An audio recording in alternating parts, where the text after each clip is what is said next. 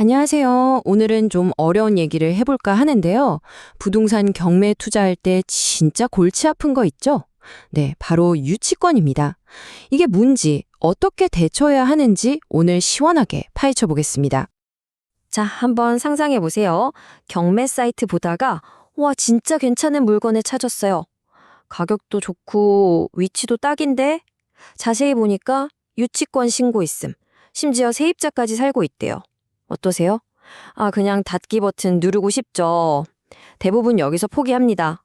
근데요, 진짜 그래야 할까요? 그래서 오늘 이 복잡한 문제를 한번 제대로 풀어보려고 합니다. 먼저 유치권이라는 함정이 뭔지 알아보고 이걸 뒤집을 수 있는 비밀 무기, 바로 판례를 살펴볼 거예요. 그리고 나서 초보자와 고수를 위한 각각의 전략, 꼭 확인해야 할 체크리스트까지 짚어본 다음에 이 위기를 어떻게 기회로 만들 수 있는지 알아보겠습니다. 자, 그럼 바로 시작해 볼까요? 첫 번째 주제, 경매의 함정, 바로 유치권 물건입니다.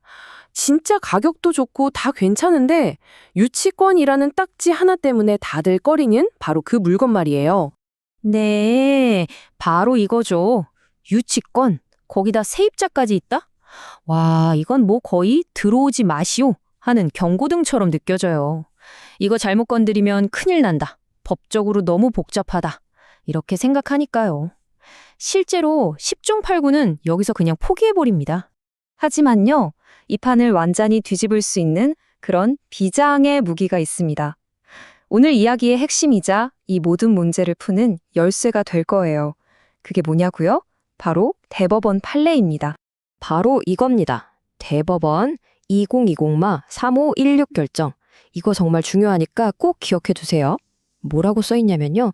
유치권자가 소유자 동의 없이 마음대로 세입자를 들였다면 그 임대차 계약은 낙찰자한테 주장할 수 없다.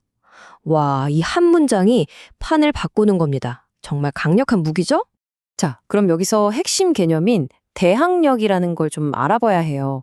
이게 뭐냐면 집주인이 바뀌어도, 그러니까 낙찰자한테도 나 계약 기간 남았으니까 계속 살 거예요 라고 주장할 수 있는 힘이거든요. 근데 이 판례에 따르면 원래 집주인 동의도 없이 유치권자랑 계약한 세입자는 이 대항력이 그냥 없다는 겁니다. 그러니까 우리 낙찰자한테는 아무런 권리 주장을 못하는 거죠. 이해되시죠? 아니, 근데 대법원이 왜 이런 판결을 내렸을까요? 이게 사실은 아주 기본적인 법 조항에 근거한 거예요. 민법 제324조를 보면요. 유치권자는 소유자 허락 없이는 그 물건을 빌려주거나 사용할 수 없다고 딱 못 박아놨거든요. 이 당연한 원칙이 바로 우리에겐 가장 강력한 무기가 되는 셈입니다. 좋습니다. 그럼 이제 이론은 알겠고 이 강력한 무기를 실전에서 어떻게 써먹을 수 있을지 알아봐야겠죠? 먼저 아직 경험이 많지 않은 분들을 위한 쉽고 확실한 방법부터 알려드릴게요.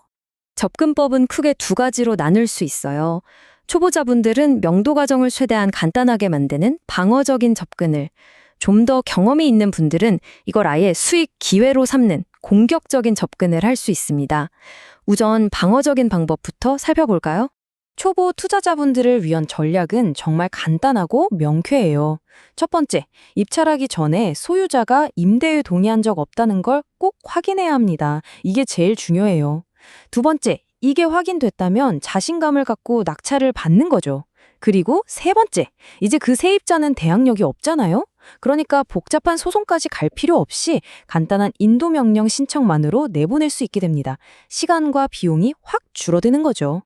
자, 여기까지가 기본기였다면 이제는 판을 좀 더 크게 보는 시간입니다. 숙련된 투자자들을 위한 고급 전략. 이걸로 어떻게 수익을 극대화할 수 있는지 한번 들어가 보죠. 고수들의 목표는 달라요. 그냥 세입자 내보내는 걸로 끝나지 않아요. 그 세입자의 불법적인 점유를 오히려 역으로 이용해서 유치권 자체를 공격하는 겁니다. 판을 완전히 흔드는 거죠. 전략은 이렇습니다. 잘 들어보세요. 첫째, 유치권이 성립하려면 적법한 점유가 필수인데 소유자 동의도 없이 세를 준 건 불법이잖아요. 그러니까 당신들 점유는 적법하지 않다고 주장하는 겁니다. 둘째, 적법한 점유가 깨졌으니 이치권 자체가 성립 요건을 잃었다. 즉, 당신 유치권은 무효다라고 공격하는 거죠. 그럼 어떻게 될까요? 셋째, 이걸 협상 카드로 쓰는 겁니다. 유치권 금액을 확 깎아달라고 하거나 아니면 아예 유치권 부존재 확인 소송을 걸어서 유치권을 없애버릴 수도 있어요. 이게 성공하면 정말 어마어마한 수익으로 이어질 수 있습니다. 와, 대박이다 싶죠? 하지만 세상에 공짜는 없습니다. 이 전략이 무조건 통하는 마법은 아니에요. 여기서부턴 정말 치밀하고 철저한 사전 조사가 필요합니다. 이걸 제대로 안 하면 오히려 큰 손해를 볼 수 있어요. 자, 그럼 입찰 전에 목숨 걸고 확인해야 할 체크리스트 한번 보시죠. 하나하나 따져봐야 합니다. 유치권 신고 금액은 적절한가? 임대차 계약서에 도장 찍은 사람이 원래 소유자인가? 유치권자인가? 제일 중요한 소유자 동의서 원본, 이거 진짜 있는가? 그리고 공과금, 그러니까 관리비나 수도요금은 누가 내고 있지? 주변 시세랑 임대료는 차이가 너무 나지 않나? 서류상 사는 사람이랑 실제 사는 사람은 같은 사람인가? 그리고 점유는 도대체 언제부터 어떤 방식으로 시작된 건가? 이 모든 퍼즐 조각을 맞춰봐야 합니다. 특히 이런 경우요. 딱 보세요. 주변 시세는 보증금이 5천만 원인데 이 집만 1,000만 원이다? 어떠세요? 뭔가 이상하죠? 이건 거의 저 가짜예요 라고 광고하는 수준입니다.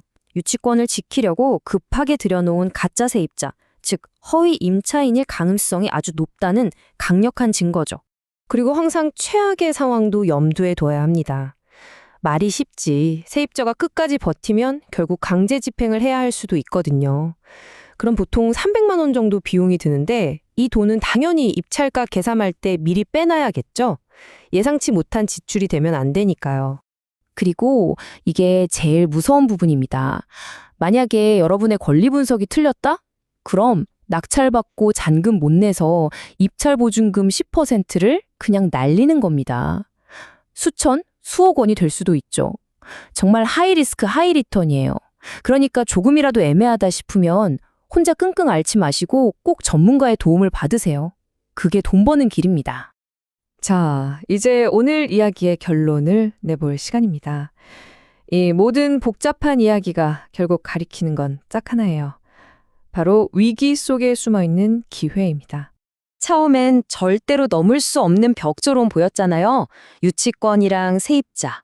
근데 오늘 우리가 알아본 정확한 지식이라는 열쇠만 있으면 그 벽을 넘어서는 건 물론이고 그 뒤에 숨겨진 남들은 보지 못하는 보물상자를 열 수도 있다는 겁니다. 해결 가능한 문제를 넘어 특별한 기회가 되는 거죠.